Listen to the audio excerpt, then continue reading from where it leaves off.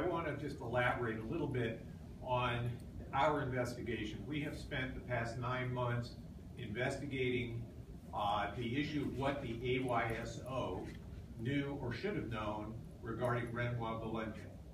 And Renoir Valente was a veritable Pied Piper of children.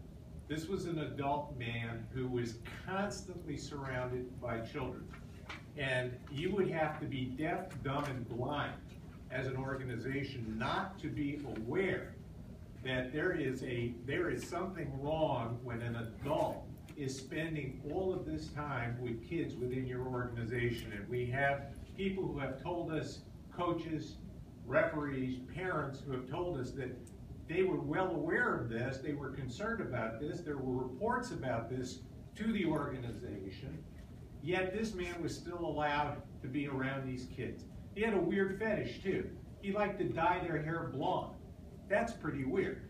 So if you have a guy who's running around with kids, all of whom have blonde hair, who happen not to be blondes naturally, there's something wrong that should alert you that this is a guy to be investigated, this is a guy to be checked on, this is not somebody that you allow to be around kids. And this was all ignored. And it was ignored because while the AYSO has policies in place, they don't follow the policies. And that's the problem. They don't properly educate parents on the risks of pedophiles within youth-serving organizations. They don't properly educate the kids themselves.